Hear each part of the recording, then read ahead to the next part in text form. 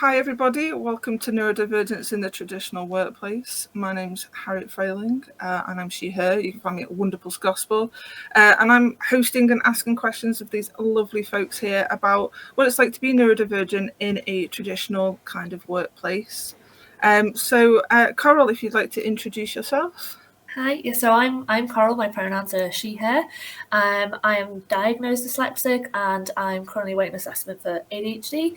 And I work as an EDI consultant advisor for the healthcare industry and sometimes for the video game industry as well. Fantastic. And Pastor?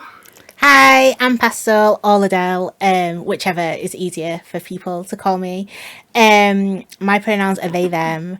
I am a social media lover who works in games and also streams on Twitch and also has a podcast and does too much and then realise that you burnt out. But you can find me at PastelBat90 everywhere. Fabulous. And Wasabi? Hello all, my name is Wasabi. My pronouns are she, her. I was diagnosed as an adult with specific learning difficulties and ADHD. I work in healthcare as a therapist, and outside of work, I'm a VTuber, content creator. I have a love for gaming, cosplay, reading, anime, and fitness. You can find me on Twitter, TikTok, Instagram, and YouTube, which is Wasabi. So like wasabi, but with a Z. So WUZABII. So yeah, that's me. Fantastic. I forgot to say where you can find me. I'm really yes, it's okay. You go ahead. Yeah, it's Coral EDI on Twitter or it's Coral Campbell EDI on LinkedIn as well. Yeah. I mean, to be fair, I'm also neurodivergent, which is why I forgot to mention anything about my credentials because I could just be some random person here. I refer to myself as being multiply neurodivergent, so autistic, ADHD, dyspraxia, dyslexia. Why not just have them all? As well as the intersectional part where it intersects with like chronic pain and things like that. And I do public speaking and games accessibility and inclusion consulting, so I can make the industry better. So I'm gonna let's have a talk about what your experiences have been of what it's like to be neurodivergent in those like traditional workplaces, particularly in games and things like that. So let's go with Wasabi. My experience. So prior to being diagnosed, I was working in different jobs, never felt right, moved on to the next. And I got to a point where one job in particular, I was close to losing my job due to the amount of times I had to go off sick. Bearing in mind, I didn't have a clue I was like neurodivergent. Anyway, fast forward to knowing what I wanted to do career-wise. And now working, as a therapist in healthcare, it was very difficult because I was diagnosed during my first year of my master's with my specific learning difficulties and ADHD. I do take medication for it, and also we were still, COVID is still going on, but still COVID restrictions, and we were like coming out of COVID, let's say. So after 2 years of that education, and then being newly qualified, then working, full time, it was a proper eye opener to say the least, because I'm still learning about myself and it's a totally different working environment. It's been 2 years of learning, and now I'm like in a working environment and trying to understand why I do the things I do, I act, the way I behave, etc. And with what I do every few months, I move to different areas. So again, a different environment, different team, way of working, and social aspect of working with different team members, etc., etc. So long story cut short, I was basically an emotional wreck and really, really burnt out. It's still new to me. I'm still learning about myself and how my neurodivergent brain impacts me in work. So it's been a difficult experience, but also it's getting better. It's getting better with time, and I'm still learning, if that makes sense. Definitely. I think that resonates with a lot of us, especially those diagnosed or realising much later, particularly for those raised female and presenting female, have a very different experience a lot of the time. So yeah, I think that resonates with a lot of that thing of when you're learning about yourself and how that fits into a traditional workplace that's often very structured, with a lot of implied rules rather than explicit rules, which often does not help, and lots of change and a lot of transition periods. So what about yourself, Adele? How's your experience been? Mine is a roller coaster. Like I full on was like, I'm not neurodivergent. I'm completely fine. There's nothing wrong with me. I'm just like a little bit quirky. Like, because you just go for that for time and you're like, it's fine. And like now, like when I was listing everything that I do, like I do so much and I didn't realize that those are like my special interests and like me slowly developing it for it. And it took me a while to like realize that like I could be neurodivergent, and a lot of communication has to happen, which meant that I wasn't getting as much support as I needed because I myself didn't know what I needed, and I still don't know what I need, which has led to me being sick a load of time and having like full on meltdowns. And when I try to explain it, like I can't, you can't get your words across, and then that causes me to like struggle in a lot of companies because I know they're helping, I know they want to help, I can't.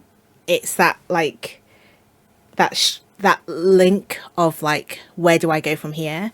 But I think seeing other people who have said, like in the places where I've worked, saying that like they have ADHD and they have been able to get like, or dyslexic, they've been able to get like amazing support and like put in place for them. And seeing that, I think also helped me realize that maybe it's not as difficult as I make out to like ask for help. I still don't. but but it's getting there. It's like one of the few steps that I think is important to notice, that like people, yes, we can have our diagnosis, but it doesn't mean that we're ready to then take that step or like know how to effectively communicate it to others of what we need, because we don't in ourselves know the exact wording of how to communicate it. Yeah, I think like alexithymia, which is a lack of being able to articulate and verbalize what feelings feel like in the body on an emotional level, super common with many neurodivergent people. That definitely plays a part, because it's like, if you don't know what you're feeling, how are you supposed to tell someone else so that they can support you? Yeah, extremely. Yeah, I definitely resonate with that myself. It's the worst question when people are like, well, how can I help? And I'm like, I don't know. I don't know. Yeah, yeah. How's your experience of being neurodivergent been, Carol? So I worked across a few different industries. I knew that I always wanted to do this kind of job in inequality, but going through uni, I worked in retail, I was a waitress, I've been an admin a few times, and I've lost a lot of jobs. I've lost them at the point at the end of the probation period. One I particularly remember was an advocacy service, and I basically somehow, I still don't know how, missed the safeguarding referral. And so they couldn't keep me at the end of it. And this job that I have now is the longest I've ever stayed at a place, and I'm still struggling. I was diagnosed with dyslexia when I was 18. I was in college. I actually went for an ADHD assessment because they thought I had ADHD when I was a kid. And they went, oh, no, she's not ADHD. She's just bored. She's really bright. She's bored. I'm like, that is ADHD. Like, that's why I'm running up the walls. That's the whole point. But I went as an 18-year-old, and I was diagnosed dyslexic. And I look back at that. This is important for context. I look back at that, And I'm like, why was I not diagnosed ADHD then? And I was living at home, so I was really, really supported in a lot of the areas that I struggle with. And so when you do that self-assessment, I was like, well, no, I'm fine. You know, I don't do this, I'm not late because I've got a parent who's shoving me out the door on time. But I look at my report and it was all ADHD traits with the dyslexia. So none of the screening ever caught the dyslexia because my reading and everything like that was really, really good and fast. But it's all the disorganization, the memory recall, all that kind of stuff, all the ADHD stuff. So I thought, right, dyslexic, I've got my diagnosis, I get it. I got all my accommodations in uni that I could get. And yet I was still losing all these jobs. And then because of my work, listening to other people talk about ADHD, I went, I still think it's ADHD. And like, I am so sure. And everyone I speak to who knows me is like, yeah, yeah, it's really obvious. But I'm in the perfect team to get everything that I could need. And it is hard. It's really hard. I'm still going through a kind of process of seeing whether I can do the job. And this is my dream job. But because I'm really struggling with certain tasks that have a lot of like admin, a lot of formatting, and I'm trying to figure out how to harness the strengths and how we teach people, you know, this is what you need to do, this is what you need to do. And we're like, how do we do it for me though? So even when you have all of the tools and all of the knowledge and the most supportive team, it is really hard because like you said, Patel, you can't explain. Like, I don't know. I get asked, why can't you do that? And I'm like, I don't know. My brain just shuts down completely with this one task. It just stops working. And then it's like a form of narcolepsy, like hits me and I just fall asleep at the desk. Like so it's been rough. But I think a lot of us neurodivergent people always end up in passion careers because that's the only way that our brains engage properly. So yeah, that's mine.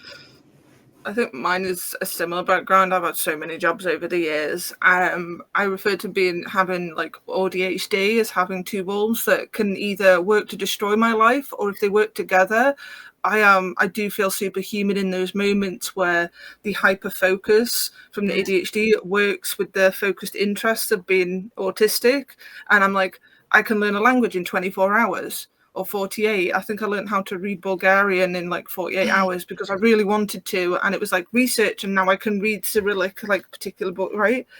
Because that's where it works really well. But when it doesn't is, for example, yesterday where it got really humid because of thunderstorms, and I just went off the deep end a little bit because I was over and understimulated at the same time, which is a common problem in most workplaces because you cannot control other people or your environment a lot of the time. I did have some great experiences in some retail establishments where I had what was essentially like staff who were like, are you hurting our Harriet? You know, like really protective of me when I was struggling, which was really fantastic. I was well supported. But then I went to a different location of the same sort of retail establishment, and it was a completely different and very traumatic experience where I was treated like very, very infantilized a lot of the time. When they found out, like they changed the tone when they found out you're autistic. They're like, it's like, no, I'm actually fine. I just need to go and sit in this corner and cry for a bit and I'll be fine in about 20. So I'm gathering obviously it does affect how you like work with others and how you communicate that. We seem to have identified a common thread of we're not always able in that moment, in moments of struggle, of challenge, to be able to articulate how somebody else could help us or even help ourselves to mitigate that challenge and be able to work effectively. So like Liddell, like were you able to be open with like your an employer about it, and like how did you go about being open about it? So yes and no, if that makes sense. So like it takes me a while to open up to people. Like if you ask me like who's my favorite artist, I will tell you that hands down. But if you ask me, hey, can we help you become better at work, and well, not better, like make it more accessible and easier for you to work, I'd be like, I feel like you're trying to trap me to get me out of a job, so I'm not going to say a word. And it's a lot. It's a lot because I know people don't actually have that mindset. But I can't help but think that. So I won't tell people. And I just hold it all in, and then I'll get burnt out, and then I'll have to take time off work. And I'm sick, and like when I take time off work, it's like not for a couple of days, it's like a long period. And then when they come back, they're like, "Why? Like how?" I'm like, just burnout, because I still don't feel like I still don't know how to either communicate it, or I just don't feel trust. And it's never on the employer, I think, because it's well, yeah, I don't think it is on them, because it's more like I've got really bad PTSD with it, and therefore I really struggle to open up. When I have opened up, I have been able to get some support when I needed it, which has been fantastic. And it shows that, like, and I think it's important for like both sides to know that, like, time, you do have to take your time. And yeah, okay, I get it, jobs are here and it's important work, but once you have that like level of trust, and someone's able to like openly, someone with neurodivergence is able to openly tell you like everything, you just open the floodgates.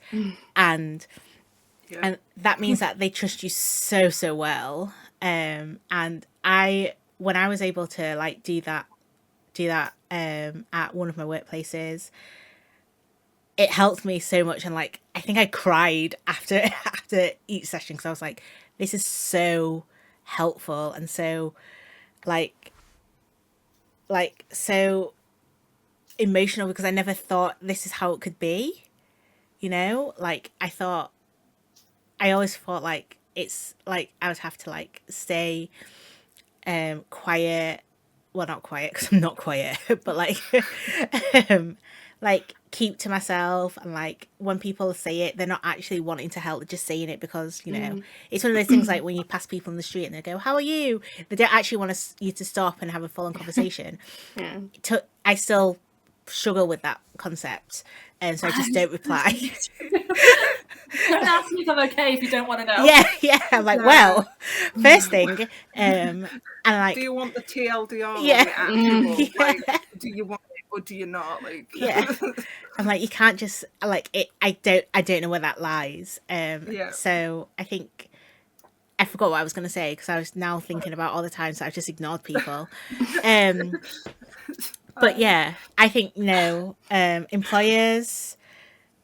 Some employers have been amazing, and when you're able to be open about it, like the way that I did it, it was, I think, like in my 1-to-1, I was having it, and it was just after like a bout of burnout, and I was like, I think I'm neurodivergent. And my manager was like, now I'm not going to put words in your mouth, but I always knew this, but and I was like, thank you. And like we started the process to like get go through everything and like see what could help me. And once, like, I was like, I'm glad that someone else sees it in me, and like they're not just saying, hey, you are and we're gonna leave you. It was, hey, I get it, let's try and help you and make everything better. I've talked for way too long. It's alright. So ask Carol, so what kind of things can employers do to like improve the working experience for neurodivergent people? Are there things that studios, employers can do to just make it a more conducive environment for neurodivergent people to work effectively? You need to sort of lead with curiosity, really. You don't want to go and assuming anything about anyone. There's a really common phrase that's if you met one autistic person, you've met one autistic person.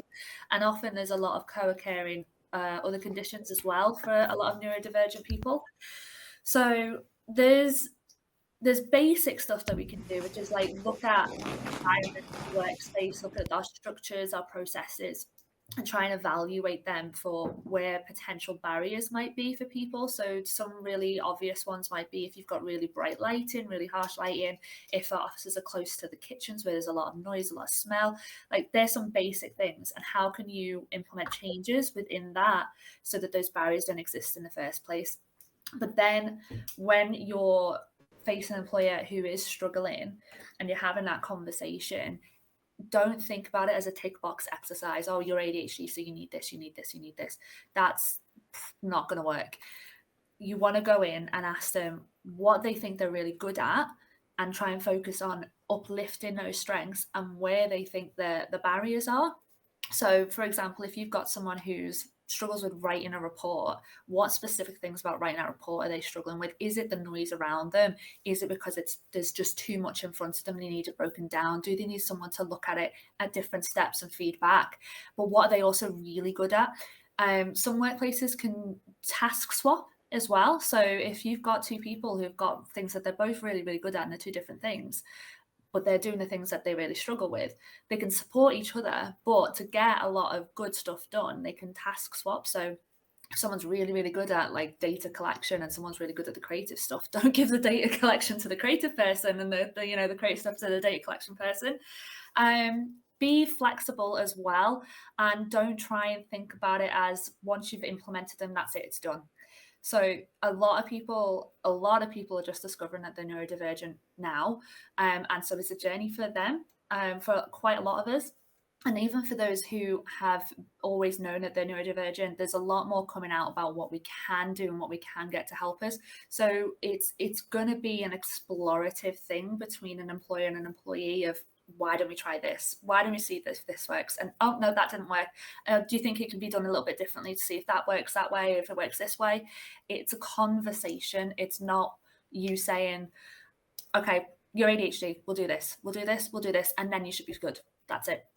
Yeah. You're working with them, and ultimately, once you find these things that they're really good at and you give work to their strengths and you help support them where they're struggling, you will get so much better out of them in the long run. And it might be a little bit of work at the start, but long term, I mean, it costs a lot to hire someone new anyway, so you may as well just try and stick it out and see where you go long term. So yeah, I often tell people that I'm slow to start, but once I've got it, that's in there forever now. I just need a little bit more time and patience investment when I'm learning something new, because it will take time for me to like really just understand what I'm doing and get a process that works for me. I'm notoriously bad for doing 120% more than I need to be doing and then having to dial it back because I am overdoing it or overthinking something. So often I just need like a person around being like, hey, Harriet, you don't need to be doing that. Sometimes I do so that I understand it in depth, because if I don't understand every single molecule of a system and a process, it will be really difficult for me. And I think just what you were saying earlier, Carol, about like the passion. A lot of neurodivergent people, we are in these jobs because we're passionate about them. We are really using those strengths of what we are good at and what we're passionate about and doing that. So it is really daft when companies are like, yeah, I know you really like this, but I need you to fill in 20 forms by the end of the week. It's like, no, you can sack your job, because my brain will just not allow me to. I'll be like, I can't do this. I will try and I will burn myself out trying, because culture, like neuronormative culture, says that you have to do it. If you don't, you'll lose your job. I'm from a poverty background, and so there's that culture of you have to do everything that you are supposed to do to get a job, because if you don't have a job, you'll be back in poverty like you used to be. And there's a lot of trauma in that, really. So some of it informs that as well. So, Razabi, what kind of reasonable adjustments do you think can be implemented into the workplace? So, like from the employee perspective, what are examples that, for example, you've asked for? So for myself, well, I guess one thing that workplaces do need to do is just to make it more known and accessible. I think it was through the initial job application or recruitment process of reasonable adjustments. But apart from that, I didn't have a clue what work, had. So basically, flexible working is one. Basically, I had to do my own research in this. Twitter was also a good go-to for help as well, which is really helpful, getting advice and tips from people who are in the same situation or have been through it and what they did and all that type of stuff, being in the same situation. So in my flexible working agreement, I basically requested reduced working days, but bearing in mind it would have, well, it's impacting my contractual working hours and obviously pay. So I wasn't so done by pay. I increased my hours longer in the day, so I worked longer than usual, but I wasn't working as many days as everyone else, if that makes sense. So basically, for example, having that break in the middle. So for example, I work Monday, Tuesday, Thursday, Friday, but I have the Wednesday off. So that middle break made such a massive difference, especially when it came to like burning out, because your mind's just constantly going and going and going. So just that made a really, really big difference and impact for me in a positive way. But also when it comes to flexible working agreement, it's once you have it, it has to be reviewed as well. So bearing in mind, so for example, with myself, I go to different areas after a few months. So prior to going there, I would need to inform that team leader or manager, I've got flexible working, this is where it is, etc., because you need to ensure it also meets service needs as well. So that's obviously a priority. So in your flexible agreement, you should try and make it in a way it's a win-win for both sides. How is it going to benefit you, and how is it going to maybe benefit them, or the most minimal impact it would have for to ensure that they can meet service needs as well, if that makes sense. So if you have flexible working, I highly recommend looking into that, and very much looking into that. Oh, also another thing which you could ask for. So, for example, we work on the computer a lot. Maybe if you've got any spare laptops, or maybe you can be given a laptop where it will enable you to basically go to maybe quiet areas away from all the, hustle and bustle of the office or whatever work environment you're in, or just ask or make sure they tell you where, certain quiet places, to get out of that noisy, overcrowded places, especially when that sensory, overstimulation as well. So those type of things which I've used, I'm still using. So I think a lot of people, you can obviously get talk to your employer about getting access to work, which is a UK government scheme to help you get different things that will ease your time. This is all valid for neurodivergent people as well. It can be things such as an ergonomic chair, one of those sit-standing desks to help with concentration. It can be professional noise cancelling headphones so you can't hear anything, even your own heartbeat. They're fantastic. I want some so badly. It may even include things like loop earplugs, which are great for busy environments. They can help filter noise to make it a little easier. I use mine at industry events because they're very noisy. Little things like that.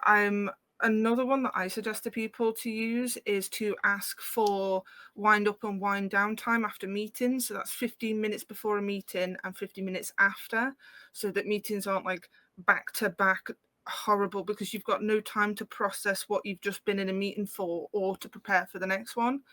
It just helps with transitioning between tasks. So let's see, Liddell, what do you think there's anything that traditional workplaces can do that they don't already do? Like, let's say, particularly in the games industry, that you think maybe there's some easy wins in there, maybe it's more systemic? So I think this goes from place to place. A lot of game industry now are hybrid workers. I'm lucky as I've always been remote and hopefully will always be. So I get to work from the comfort of my own home, which gives me a lot of ease when it comes to being overstimulated, because I can get overstimulated from like the smallest of things, and sometimes I just need to like sit in my bed for 5 minutes to cool myself down. I couldn't do that if I was in the office. Like some of my previous jobs, I've really struggled when I have got overstimulated and I've just walked out, which has got a lot of issues. But I just had to walk out and like cry and like I've not gone back because I've been overstimulated because I've not had that space. Um and um and yeah, so I think definitely having it hybrid, and even if you're hybrid, being like, how much do you need to be in the office, you know, like could you, is there a chance that like you could just be like, you don't need to be in the office that day, or like it could be um like a a smaller time schedule. I think also one thing that we've included is a we start, like I say we, what my last place did, we had like a no meeting Wednesdays, where if possible you wouldn't have any meetings on a Wednesday, which was great. You could just focus, you can just like keep a bit calmer, um and it's sort of like having that rest day like Wasabi has, but you're still working because sometimes you can't like reduce it from the contract, but it was really good. I think also for industry wise, especially in games, like we're all gamers. Well, most of us are gamers. Like some people in the game industry don't like games. I shouldn't say that, but um, It is true. yeah. I think it's important to like know that most of us will have like specific interests in like a type of game or whatever. So having like moments where you can like talk about them and like just fully like explode your love for that, but still like, and having that that like like water cooler moment, but you can have that like online, because you can be working, like I've got 3 monitors, I can be working, but and I'll be fully thinking about like social posts, but then I'll be there thinking about how Destiny 2 like needs this shader in it, and I'll like completely go off on it, and then I'll be like, oh my god, yes, and then my social posts will be like popping off because I've got that inspiration from talking about my love. And I think having spaces like that, which I think most places do actually have, is really key for a lot of neurodivergent folk. And body doubling. Body Yes. doubling is amazing. Oh god, yeah. I am actually really bad at it. If they're not, if we're working on the same thing, so I'm project lead at Many Cats. We do a lot of like disability inclusion work. When I'm working on something, as long as everyone else is working on the same thing, I can body double, body triple even. I could do group work quite easily. But if I'm doing something different, somebody else is like near me, it my brain will be interfere, like it's like interference from like a signal, like a TV and stuff like that. But it does work quite well when it's structured well enough to support a variety of folks. Yeah. Yeah. I think that's the main things that I can think of that that can be done. Like just Yeah. like simple things, like just like you won't think of them, like you'll just think, oh, they're hanging out, but realistically it's actually Yeah. body doubling, and they're more productive. It's like when you're in Definitely. school and people say you shouldn't sit next to your best friend, but actually you get more work done. Yeah, because you're having fun and you're sort of engaging with people who are able to support you doing your work, whether they realise it or not. I think for me, I think the industry probably could do with looking at, how we think about neurodivergency in terms of like reframing it. So looking at it from, yes, we do have lots of like very unique skills because of that neurodivergency, but those powers do come with some very challenging difficulties as well. Like I always joke about how I get the Chris Peckham risk assessment autism. Love nature, obsessed with it, and my anxiety is fueled by my natural propensity towards seeing the problems with things and the solutions.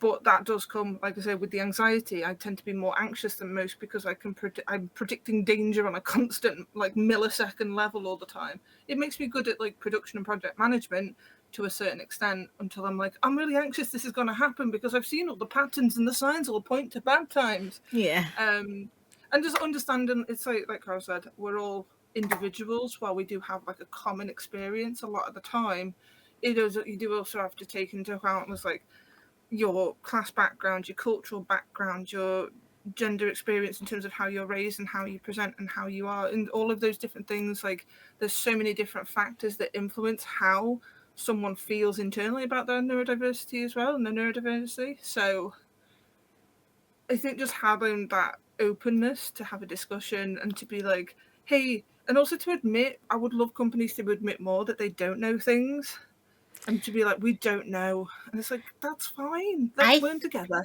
I think most companies do, but they do it internal.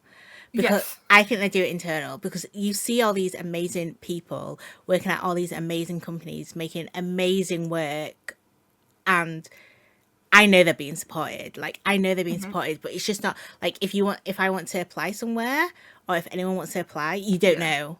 You don't know what support that is because no one's being outwardly saying it. Yeah. Because there's always that risk of, am I doing it right or wrong? Yeah. But yeah. I think the fear is a big barrier, to sort of, like, getting the progress that would be great for support. And I think, like, job specs, because a lot of people are looking for unicorns, like this perfect candidate, and many neurodivergents will read that job spec and go, I don't meet 100% of that criteria, that job ain't for me. Even though that's just their ideal candidate, you can quite easily meet most of that criteria. And having a thing that says we are disability, we're equal opportunities employer, that's the law. That doesn't mean anything, at least to me, because legally you have to be. So telling me that you are is just saying we follow the law.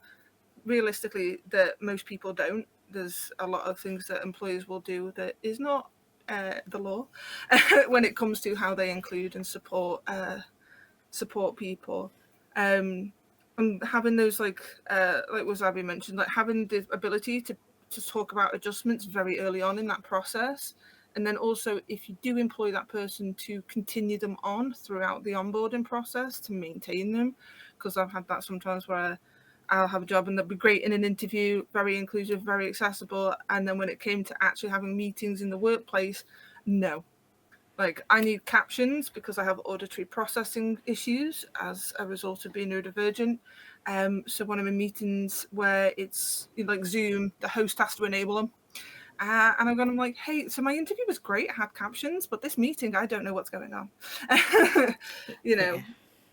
Yeah, I definitely relate with that, because I feel like it's just a proper still ongoing process. So even though, well, they should know that I've got, like, flexible working, I'm still having to, take it upon myself and, say it and be, open and communicate my needs all the time. And it gets to a point where, well, I do feel it's tiring and draining as well. But if I don't, I also feel like I won't be, supported. But I also feel like it's also like kind of like a self, conscious thing, like, kind of like, yeah, I do this because of this type thing. So in a way, it's kind of like a self-conscious type thing, because I know I'm different. But also it's something which I need as well. And yeah, it's just an ongoing. It's a real catch-22, conversation. isn't it? Yeah. Chicken and egg. Yeah. So just before we end, because I think we're almost at the 30-minute mark. That's it. Coral, is there anything that you do yourself, like regulating yourself, that's not part of like reasonable punishment? It's just something that you do to sort of like keep yourself in a state that you're more comfortable or more able to manage things throughout the day? Yeah, so I work completely remotely, and I wanted to add that in with the gaming industry. I've noticed a very mixed bag of remote working, and there are companies that work fully remote or allow full remote working very successfully. Now, there is benefit to being in person, but there's also there's so many companies that are like, no, you must be in 3 times a week, even if they do hybrid. It's like, we can't guarantee that we are going to be able to come in 3 times a week. So if you're going for hybrid, at least make it flexible, where people can go, I can only do 1 day this week. But I work remotely. I have full control over my environment, and that has been really, really good for those particularly bad days. So there's a lot of things that I have. So I play music constantly, and I did have it on Alexa, but I've since got headphones, like the over-the-ear ones, and I've actually found I prefer that to the Alexa. Just makes it feel a little bit just closer, closed in. She's responding now. She's just like, I have many different fidget toys, anxiety toys. My favorite one's this little cube thing. I'm obsessed with it. A little anxiety rings as well. So I've always got like something on hand. I also have a high density beanbag. So we talked about what reasonable adjustments you get. Access to work, you mentioned. There are a wild amount of things that you can get from Access to Work. There is no limit. Basically, with Access to Work, the best tip I can give you is if you say, I have this difficulty, there's this item that helps me overcome this difficulty, you will probably get that grant. You just need to say, can't do this because of this. This will help me do that. So I have a high density beanbag, which is meant to be a self-regulating thing. So you don't just disappear into the beanbag. It's called the Moon Pod. Very, very difficult to get because it's in America. But I have that for when sitting at the desk is just too much. You know, when you sat up all day and you just, I just need to lie down and work from a computer lying down. I have a Piper Song chair as well. So this is another thing you can get on Access to Work. It's a cross-legged chair. So you can sit in all the multiple different positions, and I can have my legs up. I have my legs up right now. You can have one leg up, one leg down. You can face forward, like have the seat in front of you and like lean forward. Honestly, that's been amazing. I also got a walking pad from Access to Work as well.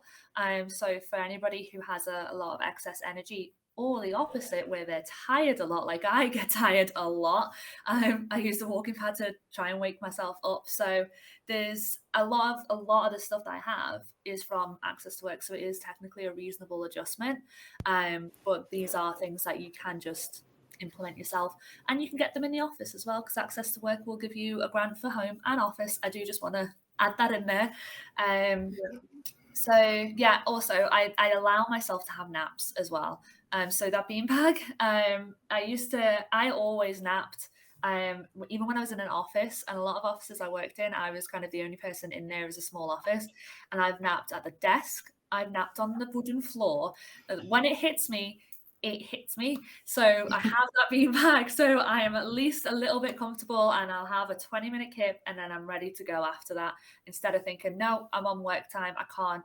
Or even the walking is part of it as well. No, I'm on work time, I can't walk. You've got to think about, will that make me better later on, rather than trying to power through. So I'm a massive fan of naps during work hours. And someone was like, oh, it's because you're always, I was like, yeah, it's because you don't sleep properly. I was like, yeah, I know I don't sleep properly. Like, there's other issues with that, but also it makes me way more refreshed to do everything. It's getting that engagement with your brain and letting it process things by going to sleep for a little while so it can file stuff, and you're like, right, clean slate, ready to go. Especially when you look at a computer all day, which you just sat down and like, at a desk looking at a computer all day, you're just like, yeah, definitely. So yeah, let's close up and sort of thing. It's been absolutely lovely to hear all of your experiences and stuff. It's all been fantastic. And yeah, so there's been Neurodivergent in the social workplace. If we want to go through and just do our social medias once more, because this is Neurodivergence and people will forget. So Coral, where can people find you? So I'm Coral EDI on Twitter, or it's Coral, I think, Campbell EDI. But if you put Coral Campbell, it's a strange name anyway, into LinkedIn, you'll probably find me. Fantastic. And Adele, where can people find you? You can find me on all socials at Pastelbat90.